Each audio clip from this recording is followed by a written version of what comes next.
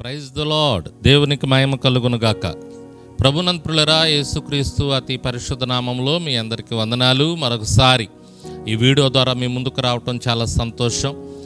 క్లుప్త సందేశాల ద్వారా, చిన్న సందేశాల ద్వారా మిమ్మల్ని బలపరచడానికి, ఆ విశ్వాసములో మీరు ఎదిగేటట్లు చేయటానికి దేవాది దేవుడు చూపిస్తున్నటువంటి కృపను బట్టి ఆ దేవాది దేవుణ్ణి స్తుతిస్తూ ఉన్నాను.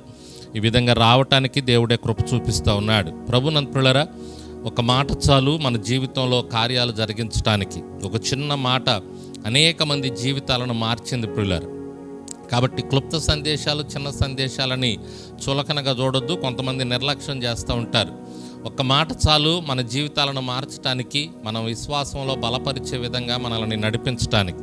కాబట్టి ఈ వస్తున్నటువంటి ఈ క్లుప్త సందేశాలు, ఈ చిన్న సందేశాలు మీ జీవితాల్లో కార్యాలు జరిగిస్తాయి. తప్పకుండా ఈ కొద్ది నిమిషాలు వస్తున్నటువంటి ఈ మాటలు జాగ్రత్తగా తీసుకోండి, ఆలకించండి, మీ హృదయంలో పెట్టుకోండి. ఆ సందేశంలో ఏ పాఠమైతే దేవుడు మీకు నేర్పిస్తున్నాడో ఆ పాఠం ప్రకారం జీవించడానికి ప్రయత్నం చేయండి. దేవుడు తప్పకుండా తన కృపలో మిమ్మల్ని నడిపిస్తాడని ఒక దైవజనుడిగా మీకు తెలియజేస్తూ ఉన్నాను. మన దేవుని యొక్క మనస్సు ఏంటి అంటే, ఒక్క మాట అయినా తీసుకుని ఆ మాట ప్రకారం జీవించడానికి ప్రయత్నం చేస్తూ ఉన్నప్పుడు వారిని ఇంకా 10 అడుగులు వేయటానికి వారిని పట్టుకొని ఆయన నడిపిస్తూ ఉంటాడు అన్నమాట. వారు చేయి పట్టుకొని ఆయన నడిపిస్తూ ఉంటాడు. అటువంటి మనస్సు మన దేవుని మనస్సు. కాబట్టి ఒక మాట అయినా తీసుకోండి, మాట ప్రకారం జీవించడానికి ప్రయత్నం చేయండి. అనేక ఆశీర్వాదాలు దేవుని దగ్గర నుంచి మీరు పొందుకుంటారు. ఈ సమయంలో ఈ సందేశం ద్వారా ఒక చిన్న విషయాన్ని మీకు తెలియజేయాలని నేను ఆశపడతా ఉన్నాను. సామెతల గ్రంథం 25వ అధ్యాయం 28వ వచనాన్ని కానీ మనం చూస్తే అక్కడో మాట మనకు కనపడుతూ ఉంది ప్రియులారా. సొలొమోను ద్వారా పరిశుద్ధాత్మ దేవుడు ఈ విషయాన్ని మనకు తెలియచేస్తూ ఉన్నాడు. చూద్దాం ఒక్కసారి. 25వ అధ్యాయం సామెతల గ్రంథం 28వ వచనం. ప్రాకారము లేక పాడైన పురము ఎంతో, తన మనస్సును అణుచుకొన లేనివాడును అంతే. ప్రాకారము లేక పాడైన పురము ఎంతో, తన మనస్సును అణుచుకొనలేనివాడును అంతే. చాలా శ్రేష్టమైనటువంటి మాట ఇక్కడ మనకు కనపడుతూ ఉంది ప్రియులారా. చాలా మంచి విషయం ఇది. ప్రతి క్రైస్తవుడు కూడా దీన్ని ప్రాముఖ్యంగా గ్రహించాలి, దీని గురించి ఆలోచన చేయాలి, దీని ప్రకారం ఆలోచన చేసి ఇందులో మంచిని తీసుకొని ఆ మాట ప్రకారం జీవించడానికి ప్రయత్నం చేయాలి. ఇక్కడ ఏమంటున్నాడంటే, ప్రాకారం లేక పాడైన పురం ఎంతో, తన మనస్సును అణుచుకొనలేనివాడు. మనస్సు చాలా డేంజర్ మనకి. మన మనస్సే మనకి శత్రువు. మన మనస్సే మనల్ని నిత్య నరకానికి కూడా నడిపించేది. మనలోనే ఉంటుంది, మనలోనే ఉండి మనల్ని నిత్య నరకానికి నడిపించేది, మనల్ని మోసం చేసేది.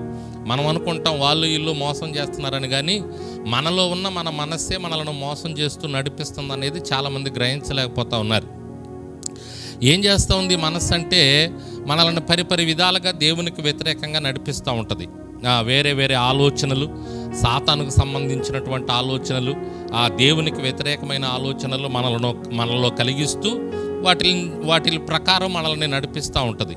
అయితే భక్తుడు ఏమంటాడంటే, పరిశుద్ధాత్మని సహాయంతో ఆ మనస్సును అణుచుకుంటే వారు ధన్యులు, అణుచుకోకపోతే వారు ఎటువంటి వారంటే, ప్రాకారం లేక పాడైన పురం అంటే ఊరు. ఒక ఊరికి లేకపోతే ఊరు దాకెందుకులేండి, మనం ఒక చిన్న గృహం తీసుకుందాం. ఒక గృహం ఉందనుకోండి, ఆ గృహానికి ప్రాకారం అంటే ప్రహరీ గోడ, కాంపౌండ్ వాల్ అంటాం కదా. ఇప్పుడు మన ప్రతి ఇంటికి కూడా కాంపౌండ్ వాల్ కట్టుకుంటారు సహజంగా, ప్రహరీ గోడ కట్టుకుంటారు. ప్రహరీ గోడ లేదనుకోండి ఏమవుద్ది చెప్పండి? ఎవరు పడితే వాళ్ళు రావచ్చు, ఎవరు పడితే వాళ్ళు వెళ్ళవచ్చు. ఏ జంతువు పడితే ఆ జంతువు వస్తుంది, ఏ జంతువు పడితే ఆ జంతువు వెళ్ళుద్ది. ఇప్పుడు ప్రహరీ గోడ ఉందనుకోండి, ఒక అదుపు ఉంటుంది మన గృహానికి. పాత రోజుల్లో అయితే పురం అని ఇక్కడ మనం ఎందుకు చూస్తున్నాం అంటే, పాత రోజుల్లో ఊరి చుట్టూ కూడా వాళ్ళు ప్రహరీ గోడలు కట్టుకునేవాళ్ళు. ఆ ఊరిలో ఉన్న జనాభా బయట నుంచి దొంగలు కానీ, పరాయి దేశస్తులు కానీ మన ఊరికి రాకుండా, మన ఊరిలో ఉన్న ఎత్తుకెళ్లకుండా మనం ఒక గోడ కట్టుకుందామని వాళ్ళు ఏం చేసేవాళ్ళంటే, ఆ ఊరి జనమందరూ కలిసి కష్టపడి, ఆడవాళ్ళు, మగవాళ్ళు, పిల్లలు, యవనస్తులు, వృద్ధులు అందరూ కష్టపడి చుట్టూరు గోడ కట్టుకునేవాళ్ళు. అంటే ఎవరు లోపలికి రాకూడదు, మా ఏవి తీసుకెళ్ళకూడదు, మా ఏవి పోకూడదు అనేటటువంటి ఉద్దేశంతో. అందువల్ల ఆ దినాలను ఉద్దేశించి పరిశుద్ధాత్మ దేవుడు ఆ సమయంలో సొలొమోను ద్వారా ఆ మాట రాయించాడు. ఇప్పుడు మనమైతే సింపుల్గా మన ప్రతి ఇంటికి కూడా ఓ ప్రహరీ కూడా కట్టుకుంటున్నాం.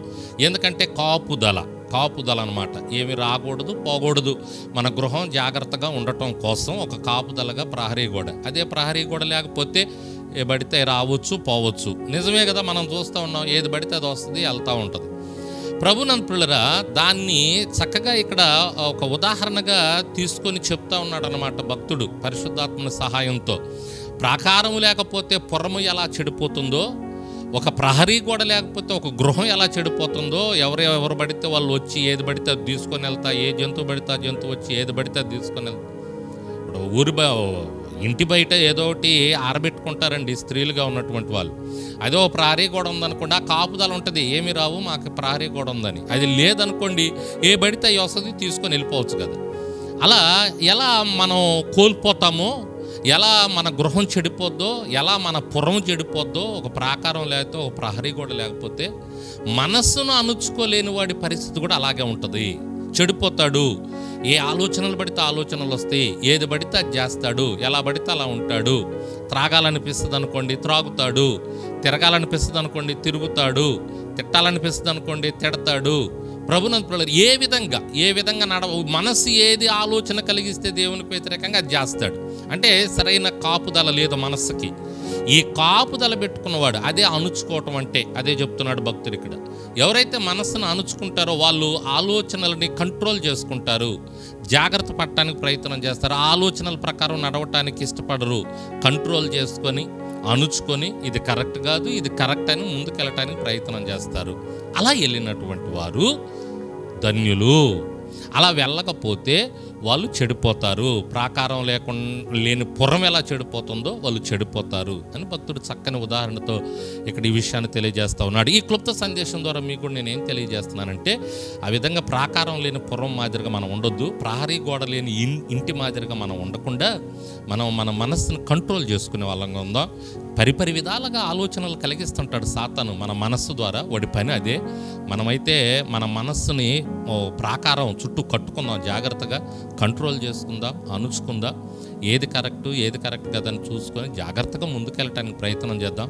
ఇలా జాగ్రత్త పడే వాళ్ళంటే దేవునికి చాలా ఇష్టం. ప్రయత్నం చేద్దాం. ముందు మనం, దేవుడు మనల్ని పట్టుకొని నడిపిస్తాడు, తన కృపలో ఆశీర్వదిస్తాడు. కంట్రోల్ చేసుకోండి, మరి క్రమశిక్షణతో ముందుకెళ్ళండి. దేవుడు మిమ్మల్ని దీవించునుగాక. మీ మనస్సును జాగ్రత్త చేసుకోండి. భక్తులు ఎంతోమంది వారి మనస్సును కంట్రోల్ చేసుకొని ఆశీర్వదించబడ్డారు. అలా మీరు కూడా ఆశీర్వదించబడాలని ఈ సందేశం ద్వారా మీకు తెలియజేస్తూ ఈ మాటలు ముగిస్తూ ఉన్నాను. మన మనస్సును మనం కంట్రోల్ చేసుకొని ముందుకెళ్దాం. దేవుడు మనల్ని దీవించి ఆశీర్వదించునుగాక. Amen, amen, amen.